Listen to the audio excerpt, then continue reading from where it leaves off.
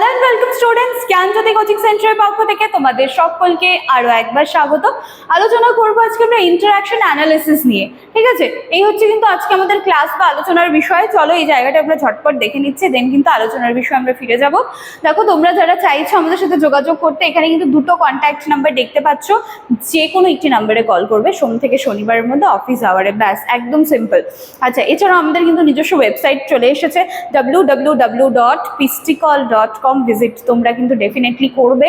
এছাড়া আছে আমাদের কোর্স ফি স্ট্রাকচারটা, একটু দেখে নাও। সেটা যে কোনো সেমিস্টারেরই হতে পারে, এরকম কিছু নেই যে সেমিস্টার ওয়াইজ সেটা ডিফারেন্স হয়ে যাচ্ছে। যে কোনো সেমিস্টারেই কিন্তু বলা হয়েছে যারা মেজর স্টুডেন্টসরা রয়েছে তোমাদেরকে পে করতে হবে 1199 টাকা, এবং মাইনর স্টুডেন্টসদেরকে পে করতে হবে 699 টাকা। এই হচ্ছে কিন্তু পুরো বিষয়টা। ক্লিয়ার? চলো কথা না বাড়িয়ে আলোচনার বিষয়ে চলে আসছি। কোনো রকম কোয়ারিজ থাকলে কিন্তু ডেফিনেটলি কল করবে, ঠিক আছে? চলো। আচ্ছা, কি বলা হচ্ছে ফ্ল্যান্ডারের ইন্টারঅ্যাকশন অ্যানালিসিস। এর কিছু বিভাগ সমূহ রয়েছে, যেহেতু এটা নিয়ে আমরা আজকে আলোচনা করছি। তো নেড এ ফ্ল্যান্ডার শ্রেণীকক্ষের শিক্ষক এবং শিক্ষার্থীর মধ্যে এই যে কমিউনিকেশনটা বা যে মিথস্ক্রিয়াটা, সেটা বিশ্লেষণের জন্য কিন্তু 10টি সুনির্দিষ্ট বিভাগ তৈরি করেছেন। ঠিক আছে, যে স্টুডেন্ট এবং টিচারের মধ্যে যে কথোপকথন হবে বা যে মিথস্ক্রিয়াটা হবে, সেই ক্ষেত্রে কিন্তু বলা হচ্ছে যে 10টি সুনির্দিষ্ট বিভাগ বা ক্যাটাগরির কথা কিন্তু বলেছেন, যা 3 প্রকার প্রধান আচরণের উপর ভিত্তি করে গঠিত হয়েছে।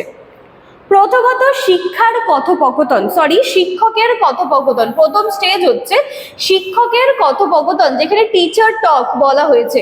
এই বিভাগটি 1 থেকে 7 নম্বর বিভাগ পর্যন্ত বিস্তৃত, এবং এর মধ্যে প্রথম 4টা বিভাগে কিন্তু শিক্ষকের পরোক্ষ প্রভাব রয়েছে, যেখানে তিনি শিক্ষার্থীর অনুভূতিগুলোকে বুঝতে চেষ্টা করবেন, প্রশংসা বা উৎসাহ প্রদান করবেন, এবং শিক্ষার্থীর দেওয়া ধারণাকে গ্রহণ করে আলোচনা এগিয়ে নিয়ে যাবেন, এবং এর সাথে সাথে মোস্ট ইম্পর্টেন্ট প্রশ্ন জিজ্ঞাসা করবেন। তাহলে প্রথম যেই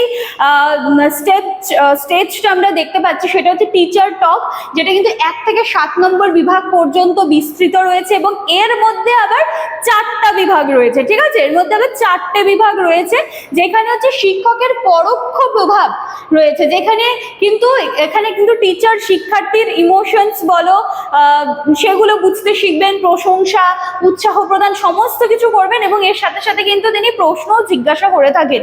পরবর্তী 3টি বিভাগ হলো, দেখো এখানে 5 থেকে 7 দিয়ে দেওয়া রয়েছে। এখানটায় কিন্তু টিচারের ভূমিকা হচ্ছে প্রত্যক্ষ, যেখানে শিক্ষক নিজেই বিষয়বস্তুগুলোর ওপরে এবার বক্তৃতা দেন, শিক্ষার্থীদের কাজ করার জন্য নির্দিষ্ট নির্দেশ দেন, এবং প্রয়োজনে শিক্ষার্থীদের যে ভুল ত্রুটি রয়েছে সেইগুলো সমালোচনা বা শিক্ষক হিসেবে নিজের কর্তৃত্ব সেই জায়গাটায় কিন্তু প্রকাশ করেন। এবং দ্বিতীয়ত শিক্ষার্থীদের কথোপকথন, মানে হচ্ছে পিউপিল টক। এই বিভাগ কিন্তু 8 থেকে 9 নম্বর বিভাগ নিয়ে কিন্তু তৈরি হয়েছে। এইভাবে কিন্তু বিভিন্ন যে স্তরগুলো রয়েছে সেগুলোর কথা বলা হয়েছে।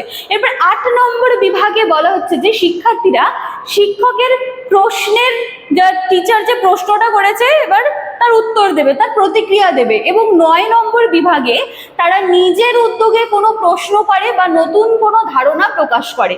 এবং শেষে বলা হচ্ছে যে 10 নম্বর বিভাগটি হলো নীরবতা বা বিশৃঙ্খলা। ঠিক আছে, সাইলেন্স আর কনফিউশন, কারণ এটা এমন একটা সময়কে নির্দেশ করে যখন হচ্ছে শ্রেণীকক্ষে কোনো অর্থপূর্ণ কথোপকথন চলছে না, অর্থাৎ শিক্ষক শিক্ষার্থী সবাই চুপ থাকছে বা সবাই মিলে কথা বলছে। মনে করো টিচার বসে আছে, টিচার কিছু একজন করছেন, স্টুডেন্টরা নিজের মতন করে কিন্তু কথা বলছে, তো কারোর কথা স্পষ্ট এখানটায় বোঝা যায় না। তো এই যে 10টি বিভাগের মাধ্যমেই কিন্তু এই শ্রেণীকক্ষের যে পুরো কি বলবো যে শিক্ষাদান যে প্রসেসটা রয়েছে, এটা কিন্তু শিক্ষক শিক্ষার্থীর সম্পর্কের গভীরতা ও পরিমাপ করা কিন্তু এর দ্বারাই সম্ভব হয়। ঠিক আছে, যেখানে কিন্তু আমরা দেখতে পেলাম যে সব শেষের যে স্তর সাইলেন্স আর কনফিউশন, এভাবে ইন্টারাকশন বা এই যে জায়গাটা এটাকেও বলা হচ্ছে। দেন রয়েছে শিক্ষার্থীদের কথোপকথন। তারপরে সবার প্রথমে আমরা দেখেছি যেটা টিচার টক। টিচার টকে কিন্তু শিক্ষকের ভূমিকা পরোক্ষ থাকে, এখানটায় কিন্তু প্রত্যক্ষ প্রভাব দেখতে পাওয়া যায়।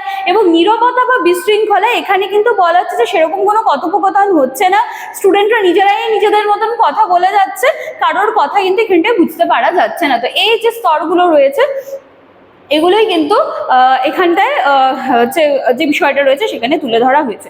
তো এই হলো আজকে আমাদের ক্লাস বা আলোচনার বিষয়। এছাড়াও দেখো এখানে দুটো কন্ট্যাক্ট নাম্বার কিন্তু দিয়ে দেওয়া রয়েছে, যারা চাইছো আমাদের সাথে যোগাযোগ করতে যে কোনো একটি নাম্বারে কল করে কিন্তু যোগাযোগ করে নিতে পারো। চলো দেখা হচ্ছে আবার নেক্সট দিনের ক্লাসে। Thank you.